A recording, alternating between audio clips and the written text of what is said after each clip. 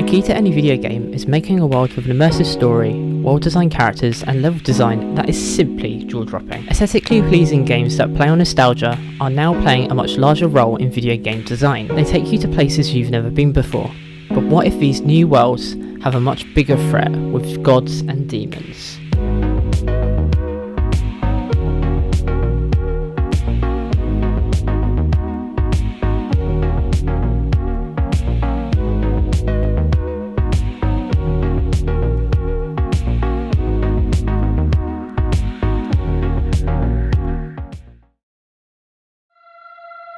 The idea of playing with power fantasies is not unusual, with games like Populous and Black and White taking centre stage in the 1990s and early 2000s. Modern gods aren't all that great, and if you flash back to the 90s, it was a time for optimism, and there were far more opportunities promised to the public than compared to that of the 80s. When you think about it, the appeal of playing a god is less appealing than that of wresting back a sense of control from the gods. Kaizen Gameworks' Paradise Killer is a perfect example of this. It's a game where the ruling class syndicate, not to be confused with This Syndicate or This Syndicate, has been granted immortality by now dormant alien gods, presiding over an enslaved citizenry forced to toil, worship and sacrifice themselves to help reawaken these beings. Questioning different suspects, you play as Lady Love Dies, a sort of detective that investigates a murder on an island. Gameplay wise, it's an open world glorified walking simulator, with some of the clues and evidence scattered around the island. As you walk around, you notice ghosts of dead citizens. They've been exploited, and it looks like a normal way of life. It's a society that puts progress first instead of people, with messaging and advertising. Sounds familiar? It all points to Vaporwave.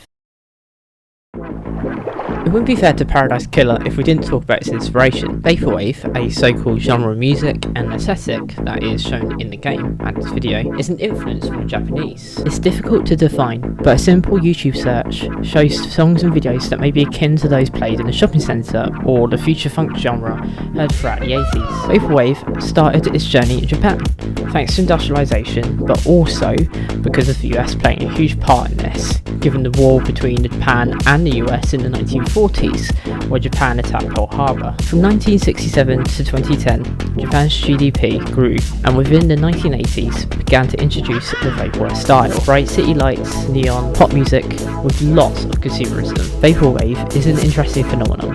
It made people feel different towards a place that didn't necessarily exist, but it gives you a nostalgic feeling. Vaporwave music has been seen in pop music, right down to something as simple as an infomercial or the Weather Channel, but it's remixed into something that is familiar, yet so different. At its core, Vaporwave explores a feeling of escapism. You might not go to a futuristic shopping mall filled with neon lights, like a certain Stranger Things vibe, or even a more futuristic Miami, filled with more neon. I think that's what separates Paradise Killer from any other game. It's a game about gods from a ruling class that have been granted immortality, yet the game takes you and gives you this feeling of nostalgia. Even in my first playthrough, I said that this feels like it's from the 80s or the 90s, which fits just about right with the Vaporwave era. But even with that said, games like this bring us to a similar point, using power for judgment or morality over divine ideals. We may not be able to destroy the gods or the Syndicate society, but at the end of the game, at least lets us execute some of its members. A true role reversal of a traditional power fantasy with godlike powers. Maybe it's about time we had a game like Paradise Killer.